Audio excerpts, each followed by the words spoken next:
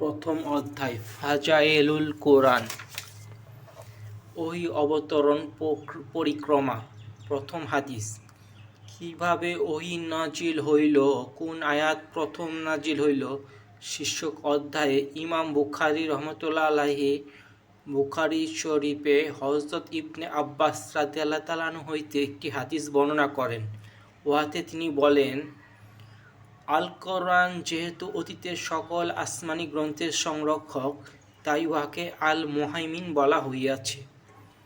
হযরত আবু সালমা রাদিয়াল্লাহু আনহু হইতে পর্যায়ক্রমে ইয়াহিয়া, শাইবান ও আবদুল্লাহ ইবনে মুসা রহমতুল্লাহি বর্ণনা করেন যে, তিনি বলেন, আমাকে হযরত আয়েশা রাদিয়াল্লাহু আনহা ও হযরত ইবনে আব্বাস রাদিয়াল্লাহু আনহু বলিয়াছেন, নবী করিম সাল্লাল্লাহু আলাইহি ওয়াসাল্লামের মক্কি জীবনের 10 বছর ও মাদানী জীবনের 10 বছরে কুরআন অবতরণ সম্পন্ন হইয়াছে।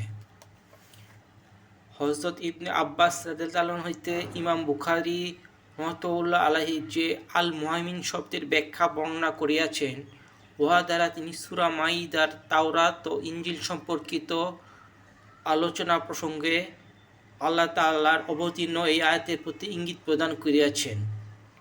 তা হল, আর আমি তোমার নিকট সত্যসহ আল কিতাব নাজিল করিয়াছি, যাহা পূর্ব প্রচলিত আসমানি গ্রন্থের সত্তায়ক ও উহার সংরক্ষক। হযরত ইবনে আব্বাস রাদিয়াল্লাহু আনহু হইতে ধারাবাহিকভাবে আলী ইবনে তালহা, মুয়াবিয়া, আবদুল্লাহ ইবনে সালেহ আল মুসান্না ও ইমাম আবু জাফর ইবনে জারির রহমতুল্লাহ বর্ণনা করেন, অর্থাৎ আল কোরআন উহার পূর্ববর্তী সকল আসমানি গ্রন্থের সংরক্ষক। অপর এক বর্ণনায় বলা হয়েছে, পূর্ববর্তী সকল কিতাবের সত্যতা সম্পর্কে ও উহার অনুসারীদের বিকৃতি সাধনের ব্যাপারে আল কোরআন সাক্ষ্য দেয়।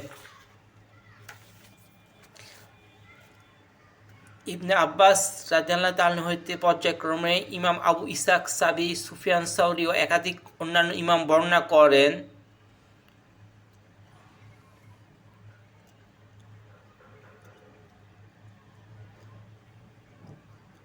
আল মুহাইমিনের মর্মার্থ হইল সংরক্ষণ ও পর্যবেক্ষণ। যখন কেউ কোনো কিছু দেখাশোনা ও রক্ষণাবেক্ষণ করে, তখন বলা হয় অমুক উহা দেখাশোনা করে আছে, তাই উহাকে বলা হয় মুহাইমিন, অর্থাৎ পর্যবেক্ষণকারী।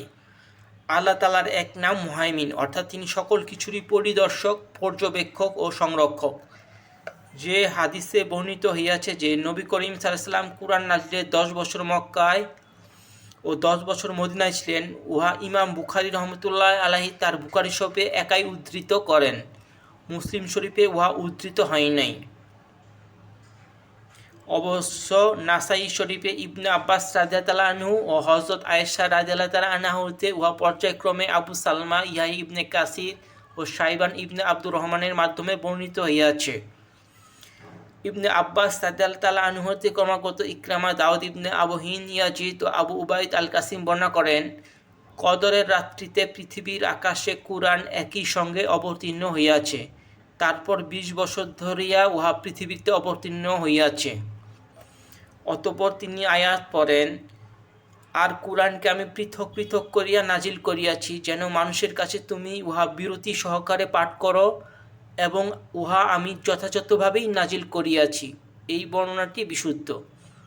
নবী করিম সাল্লাল্লাহু আলাইহি সাল্লামের মদিনা 10 বছর কুরআন নাজিল হওয়ার ব্যাপারে কোনো দ্বিমত নাই, কিন্তু নবুয়ত লাভের পর তাহার মক্কায় 10 বছর অবস্থানের ব্যাপারটি প্রশ্নসাপেক্ষ। কারণ মশহুর বর্ণনা মতে উহা 13 বছর, কেননা তিনি 40 বছর বয়সে নবুয়ত ও ওহী লাভ করেন, এবং বিশুদ্ধ বর্ণনা মতে 63 বছর বয়সে তিনি ইন্তিকাল করেন। সম্ভবত সংক্ষেপণের জন্য ইমাম বুখারী রহমতুল্লাহ দশর্ধ বছর কয়টি উল্লেখ করেন নাই। ফাজায়েলুল কোরআনের অধ্যায়ে উক্ত হাদিসটি উদ্ধৃত কারণ এই যে, কোরআনের অবতরণ শুরু হইয়াছে হারাম শরীফের মতো সম্মানিত স্থানে ও রমজান শরীফের মতো সম্মানিত মাসে। তাই মহাসম্মানিত কোরআনের সহিত সম্মানিত স্থানকালের যে সংযোগ ঘটিয়াছে, উক্ত হাদিস হইতে তাহা জানা গেল। এই কারণেই রমজানে বেশি বেশি কুরআন তেলাওয়াত করা অভিপ্রেত ও মুস্তাহাব, যেহেতু রমজান মাসেই উহার অবতরণ শুরু হইয়াছে।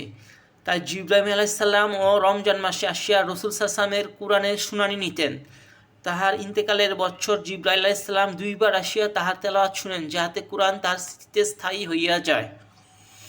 উক্ত হাদিস ইহাও জানা গেল যে কোরআন মক্কা ও মদিনা উভয় স্থানে নাজিল হইয়াছে। উহার হিজরত পূর্ব আয়াতগুলো মক্কি ও হিজরত পরবর্তী আয়াতগুলি মাদিনী। উহা মদিনা, মক্কা, আরাফাত যে কোনো শহরেই নাজিল হোক না কেন, কোরআনের সূরাগুলিকে মক্কি ও মাদানী হিসেবে বিন্যাস করা হয়েছে।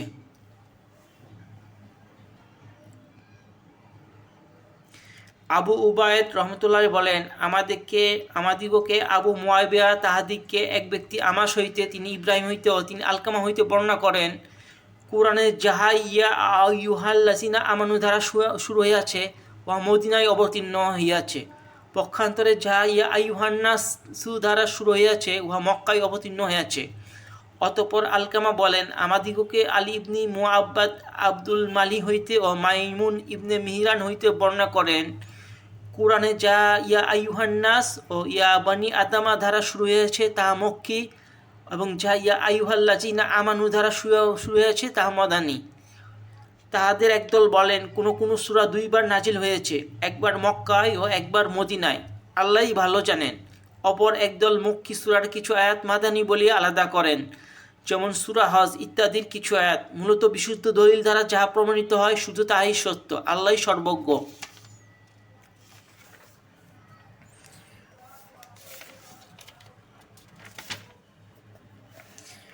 ইমাম বুখারী রহমতুল্লাহ বলেন, আমাদিগকে মুসা ইবনে ইসমাইল ও তাহাদিগকে মুতামার তার পিতা হইতে তিনি আবু উসমান হইতে বর্ণনা করেন যে, আমি খবর পাইয়াছি যে হযরত উম্মে সালমা রাদিয়াল্লাহু আনহা এর সামনে হযরত জিবরাইল ইসলাম আসিয়া রাসূলুল্লাহ সাল্লাল্লাহু সঙ্গে কথা বলেন।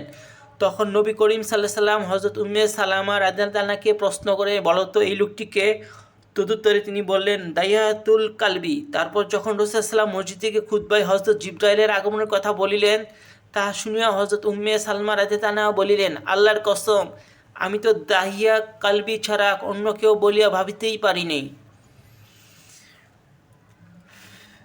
বর্ণনাকারী মুতাম বিদ্যানিধন হইয়া বলেন, আমার পিতা বলিয়াছেন, আমি আবু উসমানকে প্রশ্ন করিলাম, আপনি কাহার নিকট এই বর্ণনা শুনিয়াছেন? তিনি বললেন, উসামা ইবনে জায়েদ রাদিয়াল্লাহু আনহু নিকট। আব্বাস ইবনে ওয়ালিদ আর নুরসি হইতে আলামাতে নবুওয়াত অধ্যায়ে অনুরূপ বর্ণনা উদ্ধৃত হয়েছে। মুসলিম শরীফে ফি ফাজায়েল উম্মে সালামা অধ্যায়ে আব্দুল আলা ইবনে হাম্মাদ ও মোহাম্মদ ইবনে আব্দুল আলার মাধ্যমে মুতামার ইবনে সুলাইমানের সূত্রে ইহা উদ্ধৃত হয়। এখানে উক্ত হাদিস উদ্ধৃত করার উদ্দেশ্য ইহাই প্রতিপূর্ণ করা যে আল্লাহ ও রাসূলুল্লাহ সাল্লাল্লাহু আলাইহি ওয়াসাল্লামের মধ্যে হযরত জিবরাইল আলাইহিস সালাম দূতের দায়িত্ব পালন করেন। তিনি অত্যন্ত সম্মানিত ফেরেশতা, পদমর্যাদা ও প্রভাব প্রতিপত্তির বিচারে অত্যন্ত উঁচু স্তরের ফেরেশতা। যেমন আল্লাহ তাআলা বলেন, বিশ্বস্ত আত্মার মাধ্যমেই উহা তোমার অন্তরে অবতীর্ণ হইয়াছে, যেন তুমি সতর্ককারীদের অন্তর্ভুক্ত হও। তিনি অন্যত্র বলেন, অবশ্যই এই কথা এক সম্মানিত দূতের, আরশে অবস্থানকারীর সকাশে প্রাপ্ত মর্যাদার বলে বলিয়ান, তথাকার সর্বজনমান্য বিশ্বস্ত সত্তা, আর তোমাদের সহচর উন্মাদ নহে। আল্লাহ তাআলা এইসব আয়াতে তাহার বান্দা ও দূত জিবরাইল আলাইহিস সালাম ও মুহাম্মদ সাল্লাল্লাহু আলাইহি সাল্লামের প্রশংসা করিয়াছেন। ইনশাআল্লাহ শীঘ্রই এই ব্যাপারে তাফসিরের যথাস্থানে সবিস্তারে আলোচনা করিব। আলোচ্য হাদিসে হযরত উম্মে সালমা রাদিয়াল্লাহু তাআলা আনহার বিরাট ফজিলতের ব্যাপারটি প্রকাশ পেয়েছে।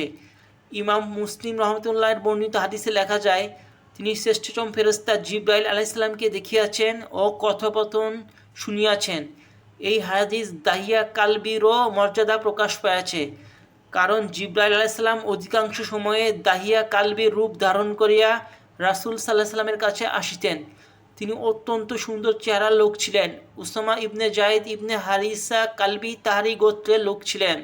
তাহারা উভয় কালব ইবনে ওবেরার বংশধর এবং কুয়াজা গোত্রের লোক। একজন বলেন তাহারা আদনান সম্প্রদায়ের লোক, অপরজন বলেন তাহারা কাহাতান গোত্র হইতে আসিয়াছে, আবার কেহ কেউ বলেন তাহারা এক স্বতন্ত্র এক গোত্র। আল্লাহই সর্বজ্ঞ।